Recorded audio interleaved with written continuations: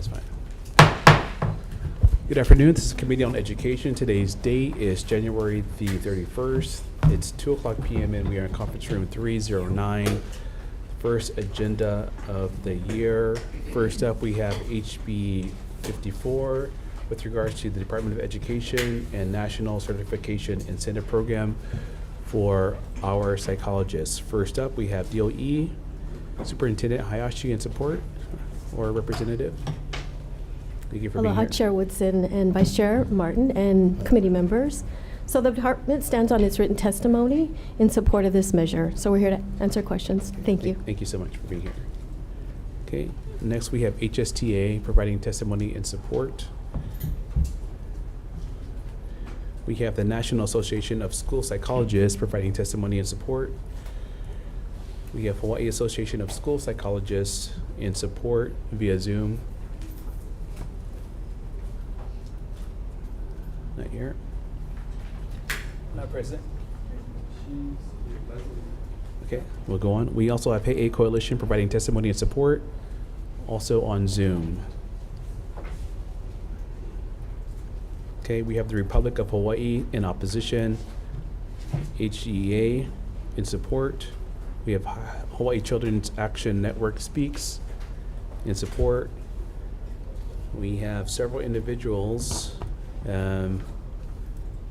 about a dozen, all in support, one individual in opposition.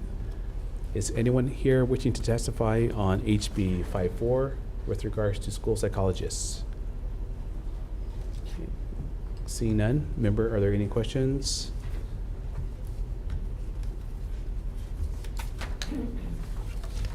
Okay, seeing none, moving on to HB 335 with regards to the Department of Education and CTE equipment exemptions. First up, we have Department of Education. Hi, sorry, there's no sound on your guys' end Okay, quick recess. coming through.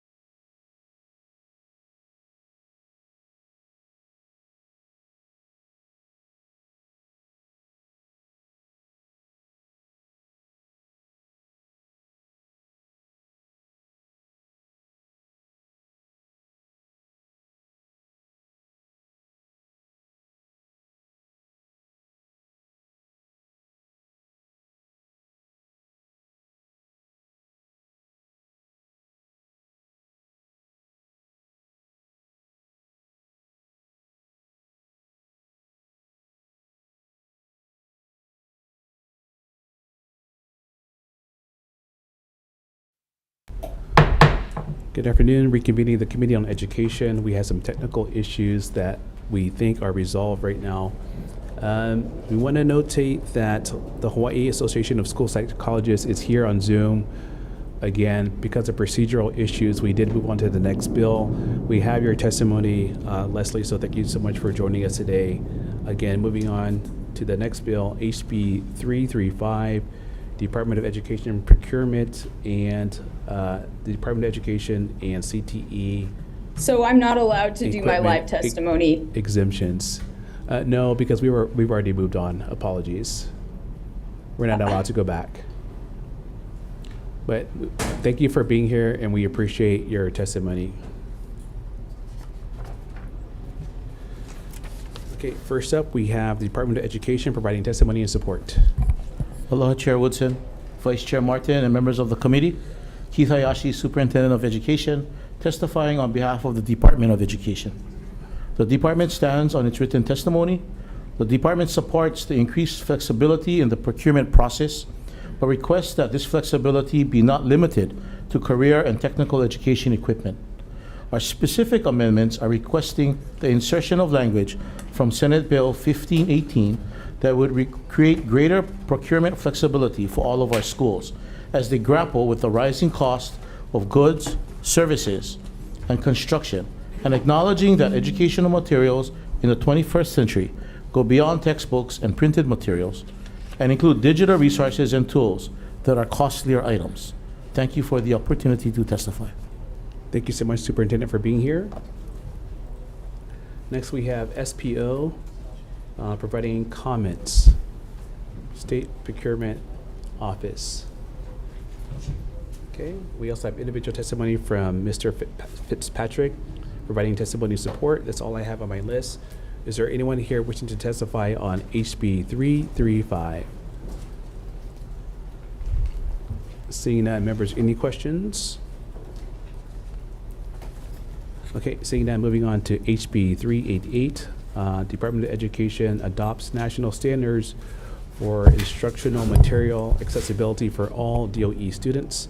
First up, we have Department of Education providing testimony that offers comments. Good afternoon, Chair Woodson and Vice Chair Martin and members of the committee. I'm Terry Ushijima, Assistant Superintendent with the Department of Education. The department stands on its written testimony in support of this measure, which includes recommended amendments. Thank you for the opportunity to testify on this bill. Thank you for being here. Testimony and support. Next, we have National Federation of the Blind of Hawaii providing testimony and support here via Zoom. James Gashel here. Am I communicating with you? I don't know for sure. We can hear you. Thank you. We can hear you. Excellent. Thank you so much. I'm very appreciative to be able to participate in this hearing. Hoped to be there in person, but the National Federation of the Blind had scheduled its Washington, D.C. visit the Congress event at the same time, and you can't be two places. I'd much rather be in Honolulu with all of you guys. This is a really important bill for our blind and visually impaired keiki who need accessible instructional materials. And it really updates the law to conform to the federal law that was passed in 2004, part of the Individuals with Disabilities Education Act, to provide a means for instructional materials to be accessible for those students who really can't use the standard printed books. And that means is free to the states through the National Instructional Materials Access Center in Louisville, Kentucky. And there's a national format for this center used called the National Instructional Accessibility Materials Format, published by the U.S. Secretary of Education. At this point, our state law references language from really the 1990s, which says that publishers are supposed to provide the schools with books in the ASCII format on computer diskettes, which is far out of date. It would be very desirable to update the law and make it conform to the federal law and provide truly accessible books. You can't learn on an equal basis if you don't have materials that are provided at an equal basis. That's kind of axiomatic. And so we really commend you for introducing this bill and for scheduling this hearing. Mahalo. Thank you, Mr. Gashel, for being with us today. Although it looks like you're in Hawaii, we appreciate your background. Thank you so much. Next, we have testimony from the Hawaii Disability Rights Center. Testimony in support from Mr. Erdeshek. We have testimony from Brandon Young. Thank you. Thank you for being here with us today.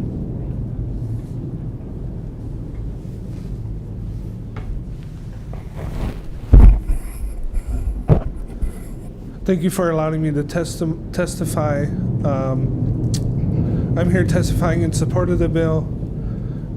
Just real quick, so I'll stand on support of Mr. Gashel's testimony.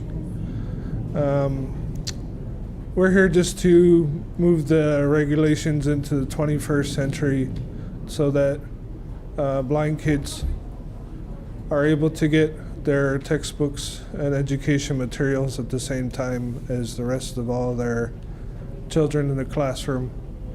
Blind kids have to work twice as hard as it is. And so if they're able to get their textbooks at the same time as the sighted kids, then they're able to do the assignment, participate. Otherwise, they fall behind in the classroom and in the educational system. Thank you so much for your time in hearing the bill. We look forward to your support. Thank you. Thank you for being with us today, Mr. Young. Next, we have in-person testimony from Emery Mitchell Butler, providing testimony in support.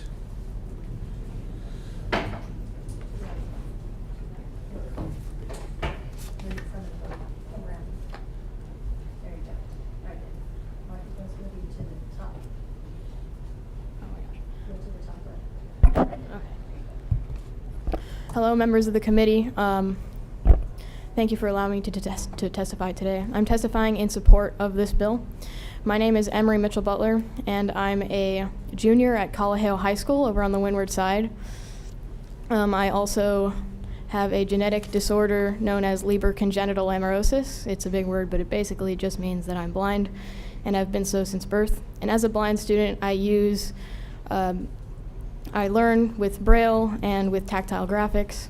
And in some cases, I can use an electronic format to learn, but for STEM subjects, it's best that I have Braille and tactile graphics under my fingers. For example, in Algebra 2 last year, I got a truly amazing textbook where I had the Braille equations and descriptions I could read, as well as the tactile graphics of the graphs, and it was amazing that I was able to have that textbook. Next year, I'm going to be a senior, and so I will be applying to universities, and it's an incredibly competitive admissions process. So in order to stand out, I'm taking various advanced placement courses and dual credit courses with Windward Community College. One of those I'm taking this year is AP Biology, and the textbook for this course is critical to the curriculum. Unfortunately, due to complications encountered by my school, this year I wasn't able to get my textbook until the beginning of second semester. And my teacher's done a truly amazing job of adapting the material for me, but it's just been really difficult for everyone involved since I don't have my textbook. The current state law, as Mr. Gashel said, is very out of date, and I hope that by passing this bill we can reduce the complications and barriers faced by schools so that they can get the materials that blind students need and other print disabled students to them in the correct format that's best for them and at the same time as their sighted peers. Thank you for your time, and I hope that you can support students across Hawaii by supporting this bill. Thank you. Thank you so much for your testimony. Thank you for sharing your insight. Sounds good. Okay, next we have in-person testimony from Tabitha Mitchell, providing testimony in support. Hello, Hi, I'm hello. Tabitha Mitchell. I'm Emery's mom. We are in Kaneohe, Hawaii, and we just wanted to come in person to say thank you for hearing this bill and for having this opportunity for us to share a testimony. It is a very important bill, and in my written testimony, I pointed out kind of the obvious is that if blind students don't have tactile or braille materials, which is basically their language, the material in the classroom, such as posters or the material in the textbooks or in handouts, is basically invisible to them. And so I think you guys can follow that logic and understand very clearly why this bill is very important, and we greatly appreciate your support and hope that you'll help us move it forward. Thank you. Thank you so much for being here. Next, we have testimony on Zoom from Virgil Stinnett, providing testimony in support via Zoom. Currently not present. Not present. Next, we have testimony from Katie Kime, Zoom testimony in support. Not present as well. Okay. We have over a dozen testimonies, all in support of this proposal. Is there anyone else wishing to testify in person or via Zoom, through Zoom? Okay, seeing none. Members, any questions? Vice Chair. I just had a comment for Emery, who I recognize from Kalaheo High School, Mustang in the house. You came over to my nonprofit project site at Hamakua Marsh to plant trees recently, I believe. And I really appreciate you coming here today to testify in person. Your bravery that day, your commitment to the environment, and to everybody's access to educational materials is just such a great example, and I really appreciate you for coming down. Thank you. Thank you, Vice Chair. Members, any other questions? Okay, I have a question for the Department of Education, please. Hi, thank you for being here. So you folks don't use DISC anymore, do you? Oh, I think I'm gonna ask if Assistant Superintendent Kalama or Michelle might answer. Sorry about that. Thank you. Thank you for being here. Yeah, normally we don't use discs. We don't have that hardware. Okay. What is the medium that capability. you currently use? I think it depends. There are different mediums. In this particular situation, what we need to have is an accessible format to put it in Braille, and that's what NIMAC allows us to do. If we cannot find a particular textbook or book in Braille, we look in-house first because the department does have sort of a library of existing Braille and large print books. If we don't have it in-house, then we can access a national resource. I think it's a Lewis resource where states have kind of put together their resources, and then finally we go to NIMAC if we don't have that accessible, and NIMAC will give it to us in an accessible format, and in some cases we do need to contract a Brailler to Braille the actual textbook. Okay, thank you for that answer. And so some of the testifiers' testimony indicated that they have to wait up to 5 months for materials, learning materials. Is that an accurate assessment? In this situation it is. It's unfortunate, and we do apologize to Emory for that. I know that there were schools and complex area resource staff working. I think in this situation was kind of an outlier in that it was a is it dual credit course? It's AP. A- I also have my trigonometry textbook arrived at a similar time. Okay, so I think those are textbooks that are more difficult to obtain, and if we're coordinating with UH2, again, that does require a little more coordination.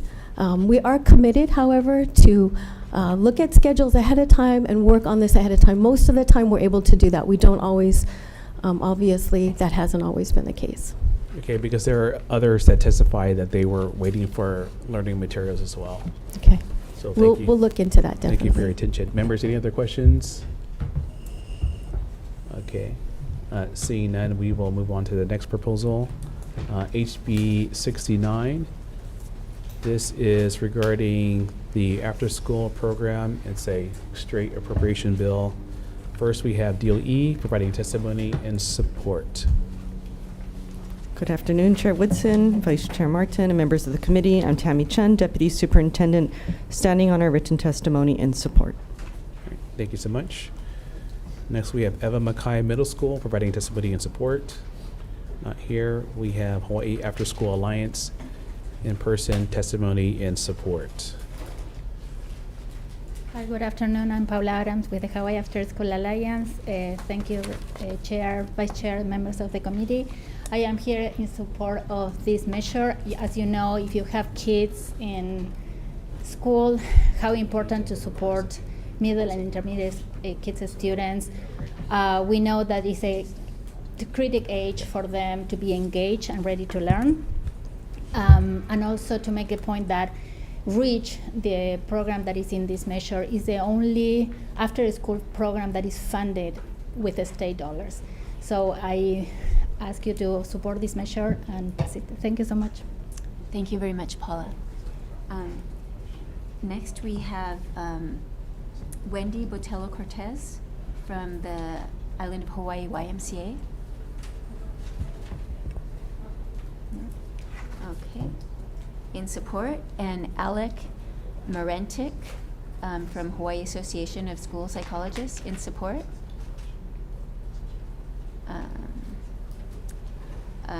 Paula Fitzel, After School All-Stars in support. And then on Zoom, we have Sherry Nakamura from He'e Coalition. Are you there, Sherry? Yes, I am here. Can you hear me? We'll keep going for this bill. Keep going. Aloha, Chair Woodson, Vice Chair Martin, and members of the committee. My name is Sherry Nakamura, Director of He'e Coalition. We stand on our written testimony in support of HB 69. Thank you for this opportunity to testify. Thank you. Next, we have Greg Webo from YMCA of Honolulu in support, and Nicole Wu from Hawaii Children's Action Network Speaks in support, Brian Silver from Kalani High School in support, Leanne Manuel from Eva Mackay Middle School in support, Jessica Kuzmir, a couple individuals in support. Is there anybody else that is here in person that wishes to testify on this measure? Please come up and just state your name for the record. Hi, good afternoon, Chair Woodson, Vice Chair Martin, members of the committee. Nathan Murata, Dean, College of Education, University of Hawaii, Manoa. We stand in support of my written testimony. Support. Thank you. Thank you very much. Is there anybody else? Is there anybody on Zoom?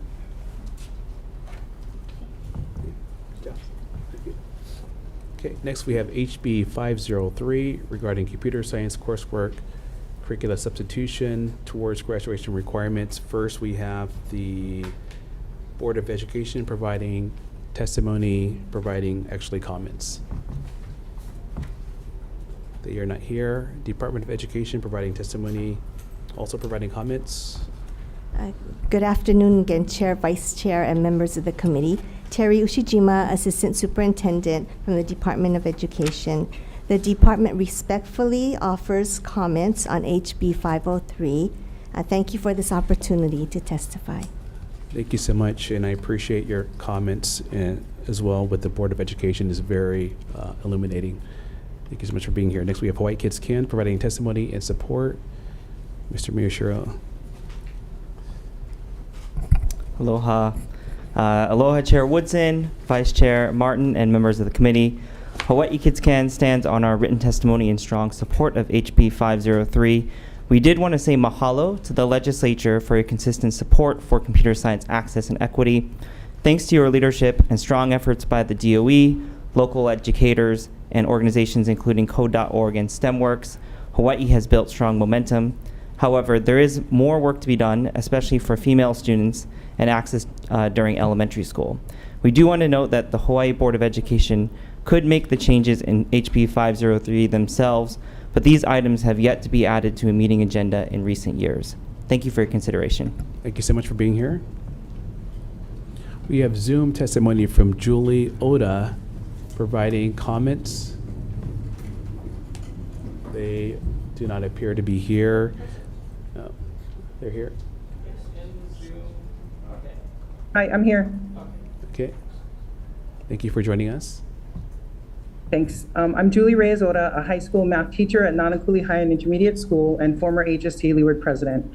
As stated in my written testimony providing comment on one part of this bill, I'm a mother of a recent graduate, last month actually, in Information Security and Assurance, which is cybersecurity from UH West Oahu. In every college he looked at and at every public college on this island, a major like this has general education requirements. They all require 2 credits plus a lab of natural science for a total of 7 credits. There's no substitution of computer science for natural science because computer science is not the same as natural science. Computer science education is an important topic that we need to talk about, and the legislature taking on these issues is the right thing to do. But in this case, this bill needs to stick with the addition of computer science as a required course in a few years, if the intention is to give this subject more exposure, and not more exposure over the cost of another class. Thank you for putting thank you for putting computer science up for discussion. Thank you so much for joining us today. We appreciate it. We have several individual testimonies in support. We also have a couple of testimonies in providing comments. Is there anyone else here wishing to provide testimony on this bill? Okay, seeing none. Oh. Questions? Anyone else? Okay, seeing none, members, are there any questions? Rep. Garcia. Thank you. For the DOE, in your testimony it says, to this end, the board has strong concerns with the intent and language of this bill. What are those strong concerns? Oh, is that the? That's the Board of Education Oh, my apologies. you're referring to. Okay. But this is the Department of Education. Do you want to ask them a question, Representative? Got it. Board of Education. Yes, is the board here? The board is not DOE present. Not present? Okay, Yes. never mind. Thank you. Okay. Thank you. Members, any other questions? Okay, Old Vice Chair. My question is actually a follow-up for Mrs. Reyes-Oda, if you're still here on Zoom. And the question, I think you highlight some of the concerns, and I think you talked about them. I was just wondering if you could highlight those concerns one more time for members who may not seem to understand the graduation requirements and how that impacts graduation requirements, because I think in your testimony you really highlighted that. Okay, so for high school, they're required, let's say, 4 English classes, 3 math classes, and they have science classes and some other courses. They're credits required by the Board of Ed for graduation. In this bill, it says that you guys are looking to substitute computer science credits for natural science credits, if I can use that term. And so what that would be is something like the student would substitute a computer science course for, let's say, chemistry or biology. And if the intention is to give computer science a more exposure, then you're right on. But if that kid is supposed to go on further to take computer science as, let's say, a major or something in the computers like my kid did, the first class he ever took when he was the summer after 10th grade was microbiology 130. And his major was cybersecurity from the very beginning. So it is not, I think that having the exposure would be good as an additional credit like it is in the bill, I believe in 2030, but not so much as written to take the place of another course. Because just because it has the word science doesn't mean that it's the exact same thing. I mean, technically you could have housed it under math and taken it a course of mine. But in my testimony, I wrote that when my son was looking at courses to go to college, and they didn't have they didn't have a computer science program, the college would house it under engineering. They didn't house it under math. They didn't house it under science. They housed it under engineering. So, you know, I think when you look at this computer science course, you should look at it more like a STEM or a CTE pathway versus competing with natural sciences. Thank you very much. Thank you, Chair. Thank you, Representative. Go ahead, Coach. I actually have a brief question for the Department of Education. It's actually pretty convenient because Ms. Oda brought up what me and Mara Yoshi were talking about over here. So Would this be a better fit if it replaced if it counted towards the math requirement? I don't think there's a lot of actual science in computer science, but there's a lot of math. So The computer science has its own set of subject and content standards, which are not the same as the math standards. And in the department, we are looking in terms of what other states are doing, different pathways. And so moving forward, we've initiated some of that work, which would address maybe some of the different needs or different aspirations that students have. So right now, I would say no. It wouldn't just be a better replacement for it's just a math it's credit. an awkward fit in either. Is the department taking a position on which makes more sense, or just? It's a content subject area in and of itself, just as science is and just as math is. Okay, thank you. Thank you. I refer to Representative Todd as coach. He's a coach at Hilo High School, so former coach. That's habit. Sorry, Representative. Thank you. Any other questions? Go ahead, Mariushi. David, are you still around? I'm just wondering what your take on it. I know you and your organization have been pushing this for quite a while, which is a great thing. Thank you for that. But what are your thoughts on having this take a science credit or a math credit, or perhaps neither, or be more of an elective or required elective?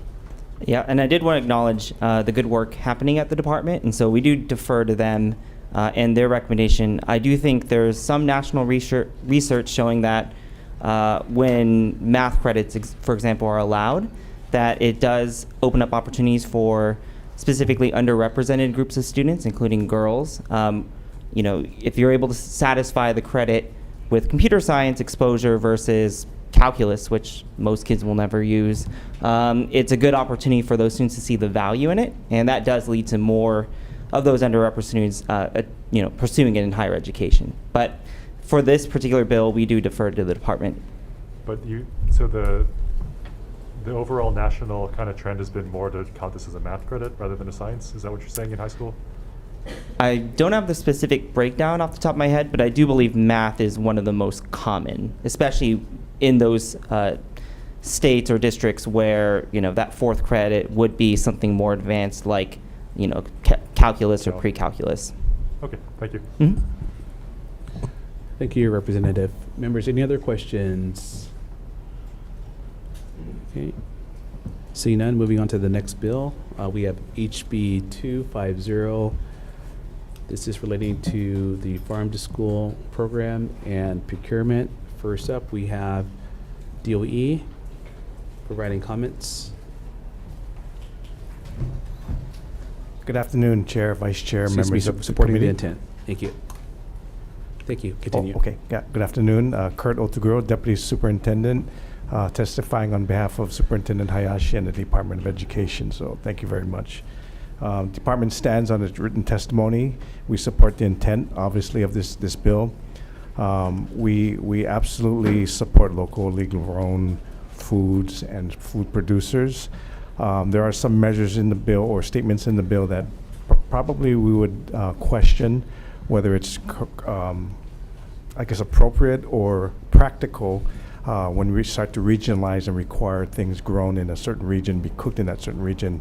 And a good example is we just experienced over the weekend a local provider that provides lettuce to the schools in that area, and they had to recall it.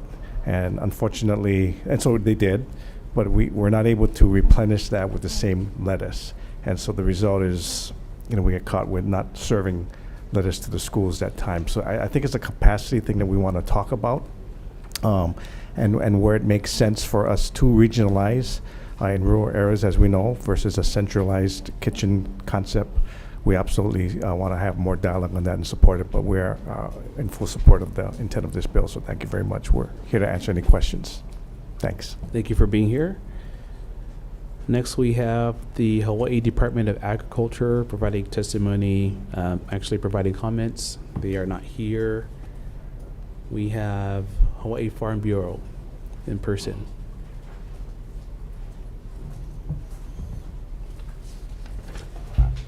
Good afternoon, Chair Woodson, Vice Chair Martin, members of the committee. My name is Brian Miyamoto. I'm here on behalf of the Hawaii Farm Bureau. We'll stand on a written testimony in support. We support any measure or any effort to increase local sourcing in our public schools. And just a note, the legislature passed Act 175 in 2021 that sets a goal of 30% by 2030. That's 7 years from now. And then Act 176 of the same year sets additional goals of 40% and 50%. So again, any effort that we can to support farmers in getting more local into our schools, we greatly appreciate, and Farm Bureau stands by to assist the legislature and the DOE in accomplishing these goals. Thank you for this opportunity to testify. Thank you for that reminder. Next, we have in-person testimony from the Hawaii Public Health Institute. Denise Chase in support. Thank you, Chair Woodson, Vice Chair Martin, rest of the members. My name is Dennis Chase, and I am the program manager for the Farm to School Hui, which is housed at Hawaii Public Health Institute and represents over 60 different organizations from across the state. And we will stand by our testimony in support of this bill, and we are happy to have the conversations that the Department of Education is looking forward to having about it. Thank you. Thank you so much for joining us today. Next, we have our Revolution Hawaii in support via Zoom.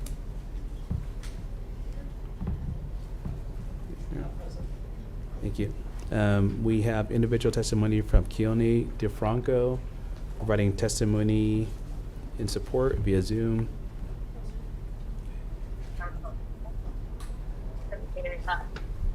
Hello, can you hear me? We can hear you.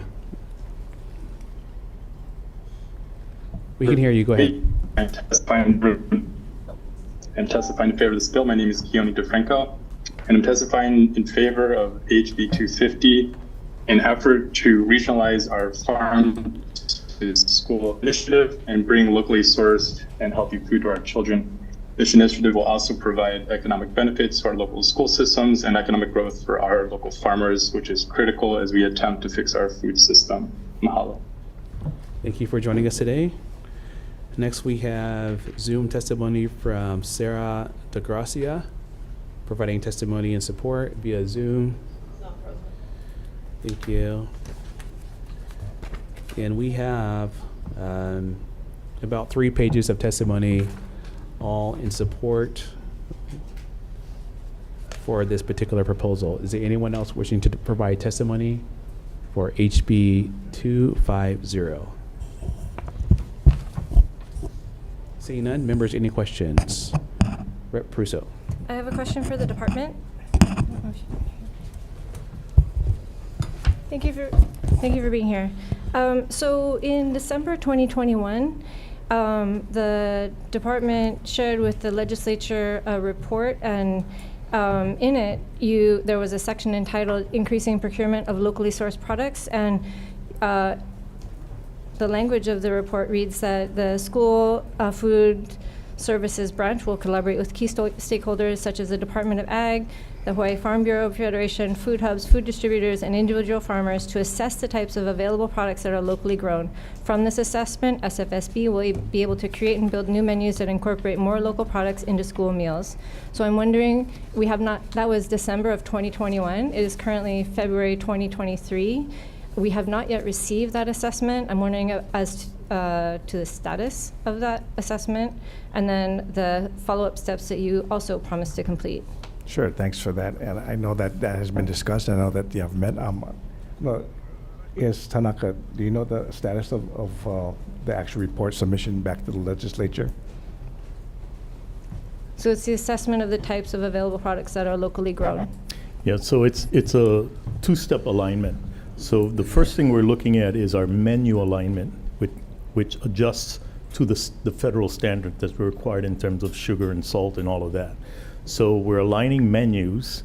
Then I have had discussions with hubs and some of the farmers like Mahipono, like with Alun Farms, to see what they can produce or what they are currently producing to match into our menus. So that was the first step. Second step is we have begun testing with local farmers. Like Deputy Otoguro said, we've done some work with people with lettuce. We've done some work with people with tilapia, also called golden perch. We prefer to use a different name for it. And we've done food testing with from grades K to 12, believe it or not. So we're aligning the supply with the market. So it sounds like you're doing this assessment in pockets or kind of spot assessment. It doesn't sound like a statewide assessment. It's to get the product is the key. So to get tilapia of the volume, we do a lot of food. Right. We serve 100,000 meals a day, 20,000 breakfasts, 80,000. So it's once again product market fit, whether the farms can supply the volume that we need. And if they can't supply the volume that we need to adjust the menus from a geographic disposition. So I'll give you the example of we're having a discussion with Mahipono on Maui. They can we do about 1.5 million pounds of citrus, primarily oranges, imported into Maui. And from a carbon footprint standpoint, from supporting local farmers, from that economic impact and the nutrition for our kids, we got to get a supplier that can do that for us, or we start parceling it out. And so that's what we've done. We're about to start a pilot program with Mahipono to see if they can supply and what that takes. So Okay. we haven't reported that out yet because we're not at a place where I can give you a definitive operations on how we're going to make it run. And that's our challenge. Yeah, so I think that really what this bill is asking for is that you folks take advantage of the federal exemption that's been in place in federal law since 2008 that would allow you to do geographic exceptions, that would allow you to do regional purchasing. It's my understanding of your testimony that you feel that you are already engaged in that process. And I think that your description of your practices is not in alignment with that approach. So from what I hear, what is happening in other states is not happening here, and they are using the same exemption. Well, there's part of that law that says to the maximum extent practical and appropriate. And so that's the balance we're trying to figure out now. What is practical? So the example of the lettuce, this summer we had the wilt of the lettuce. They couldn't supply it to us. Now we've got to make these adjustments to what we can supply to the schools. And we're focused on the geographic disposition because that makes sense. It supports the local farmer, but we have to have some assurance that we can get the product at the level that we need. If not, like the lettuce guys can't deliver it, then we've got to do a few different hurdles to get the product to our students. So you're still operating on the assumption of a statewide system, statewide menu, for the most part. Yes. Thank you very much. Yeah. Thank you, Chair. One quick comment, though. We are moving towards dismantling the statewide menu and going back to the regional menus because it takes advantage of the local product. Yes, thank you. Thank you. Thank you, Ms. Tanaka. Members, any other questions? I have a quick question for Mr. Otogura, Department of Education. Per your testimony, you say that the department would like to point out that agricultural production quality, certification, and disruption are critical to satisfy the department's capacity and standards. Can you expand upon what you mean in that statement? As we said, we absolutely support the local farmers. If we don't do this, just in general for Hawaii, obviously we're not going to sustain ourselves. And I know that we have a lot of interest to expand our agricultural boost so that we can do more to commercialize it and export. But that's a longer term goal. Specific to the DOE, what A.S. Hanaka said is they have menus that are set and they have capacity, they have plans, and so when the farmers are unable to provide that product, or if it's not certified or whatever the hoops that are necessary to comply, that will put the department and the food services branch in some difficulty. Not to say that they can't do it, but then those are adjustments that got to be made. But regionalizing the menus is a step in the right direction. But we also need to be cognizant that when we have a contract with someone, that they supply it, and if they can't supply it, there's a backup. And so we need to ensure that in all cases the department will get the product that they need to get to feed the students. That's really what we're saying. Okay, maybe we can work together on the bill. I'm going to recommend moving it forward, but clearly there's some conversations that need to be had. Sure. But No, absolutely. And we encourage you. Thank Yeah, you. thank We you. appreciate all your efforts. Thank Members, you. are there any other questions? Okay, seeing none, moving on to the last bill of the day, we have HB 556 with regards to the Board of Education composition, adding a teacher and administrator representative on the Board of Education. First up, we have D. Hurd providing comments.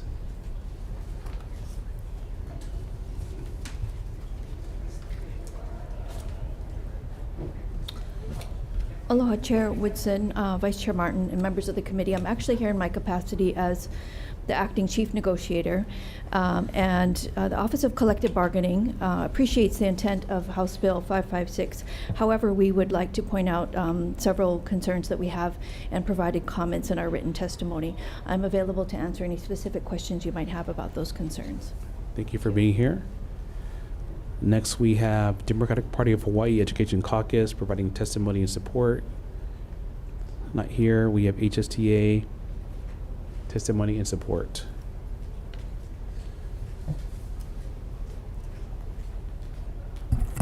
Aloha, Chair Woodson and members of the committee.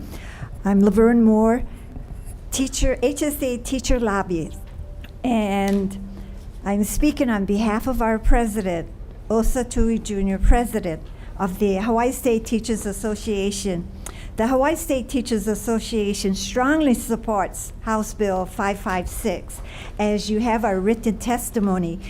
And we stand on our written testimony, and I would like to speak on behalf of our teachers that we are the foundation of education. We are the ones who are in the classroom daily. We know what is going on from preschool to high school.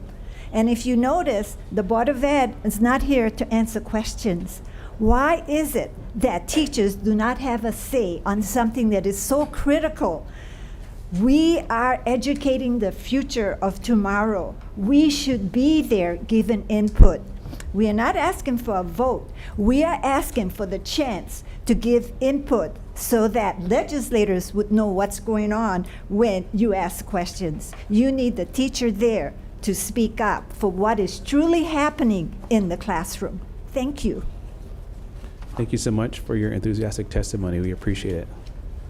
You always have lots of energy. We appreciate that.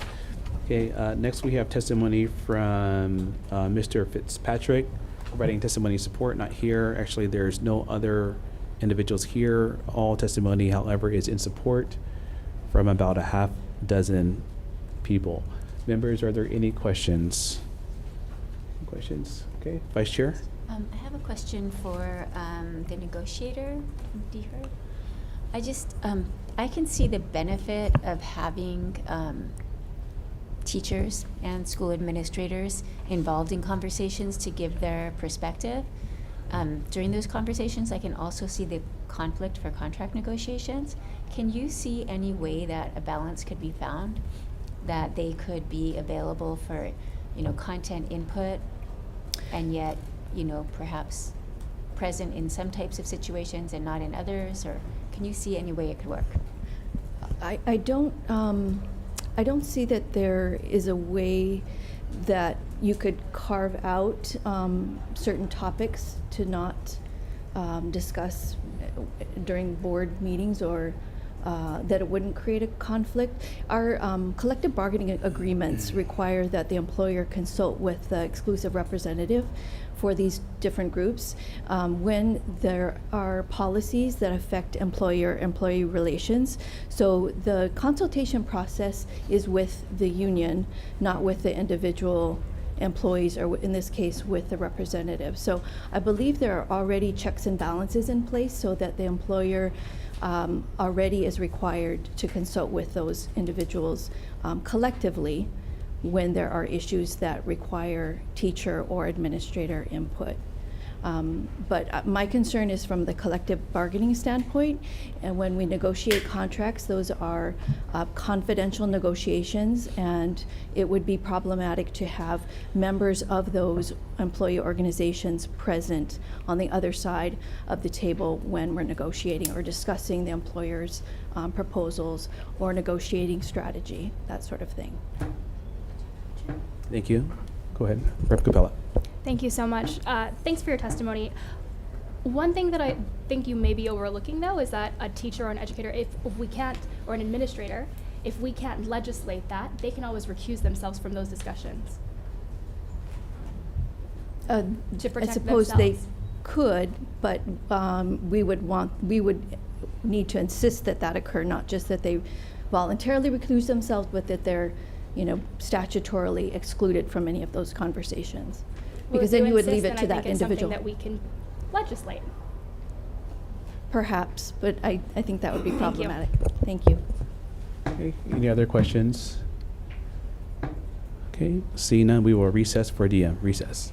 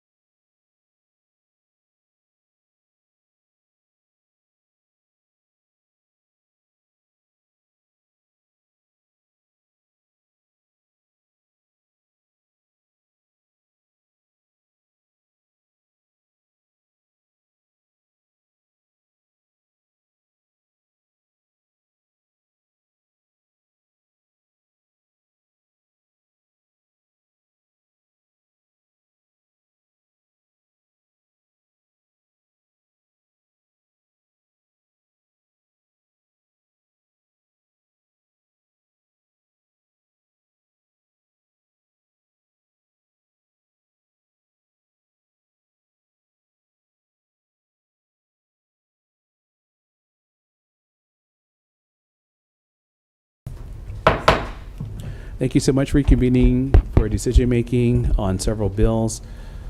First up, we have HB 54, the Department of Education and National Certification Incentive Program for our school psychologists. Members, this proposal is very similar to the infrastructure we have set up for our teachers, and so we would like to move this with a HD1, simply technical, non-substantive amendments, and changing the effective date to July 1st, the year 3000. And just for the edification of the public, we simply changed the effective date to a defective date.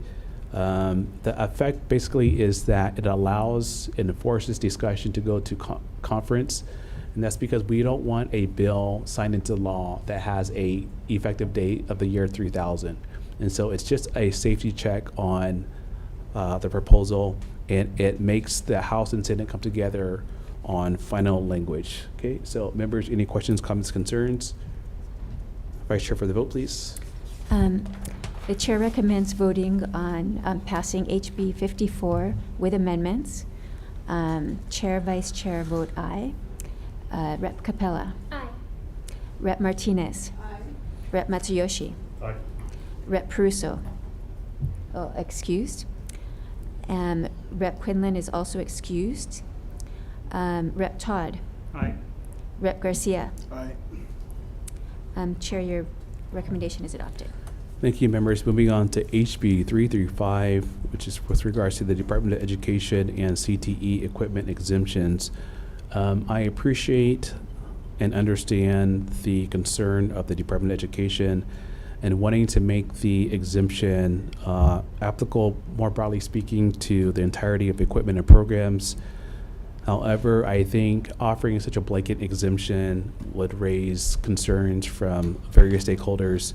The thought is to keep the exemption more nuanced. And so to that, we will keep the exemption as it is.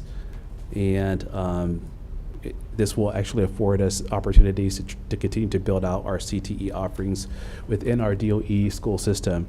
I also want to make reference to the State Procurement Office recommendation, which basically was to make changes to the proposed language and strike it out in its entirety. And so that actually is a testimony in opposition. If that's going to be your position, I would prefer that you just make it known in public so that there's no confusion. Besides that, we will just simply defect the date to July 1st, the year 3000. And this proposal has 2 more committees to go through in the House, and then it's going to be lobbed over, hopefully, to the Senate. With that, questions, comments, concerns? Vice Chair for the vote, please.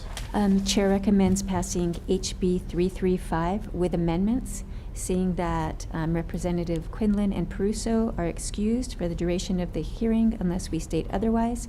Are there any noes or reservations? Seeing none, Chair, your recommendation is adopted. Thank you, members. Moving on to HB 388. This adopts national standards for instructional material and provides for further accessibility for all DOE schools and all DOE students. Members, I would like to recommend accepting DOE's first amendment, which is to comport the definition of print instructional materials to the federal definition. Sometimes that alignment makes for processes more easy within the department, specifically as it relates to compliancy issues. Besides that, just technical amendments for clarification purposes and defecting the date to July 1st, year 3000. Questions, comments, concerns? Vice Chair for the vote, please. Chair recommends passing HB 388 with amendments. Are there any noes or reservations?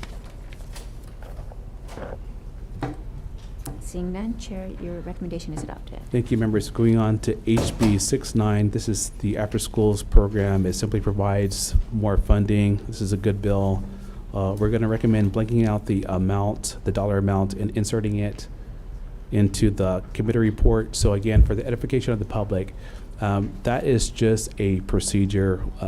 Although the subject matter chairs do work with the money chairs, the jurisdiction of actually fiscal impact is on our money chairs.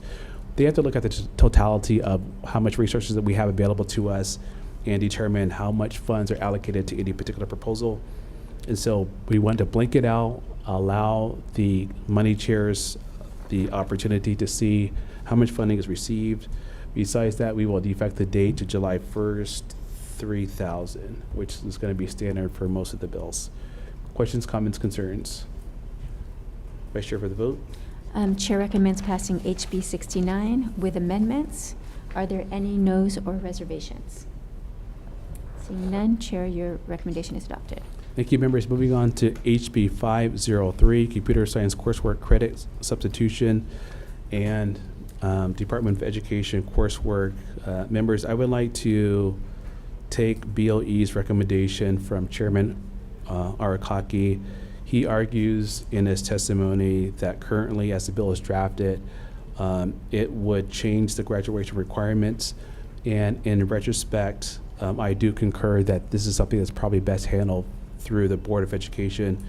And so we will request that the board work with the Department of Education to examine the need, impact, and feasibility of making computer science a graduation requirement, and to do so if it's in the best interest of our student body and our collective futures as a whole. Defecting the date to July 1st, year 3000. Question, comments, concerns? Vice Chair for the vote, please. Chair recommends passing HB 503 with amendments. Are there any noes or reservations? Seeing none, Chair, your recommendation is adopted. Thank you, members. Moving on to HB 250, Farm to School and Procurement. There is significant support from various stakeholders for this bill.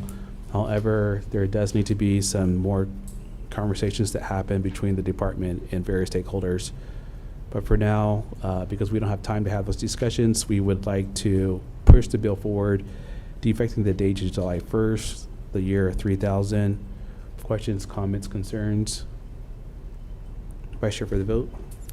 Chair recommends passing HB 250 with amendments.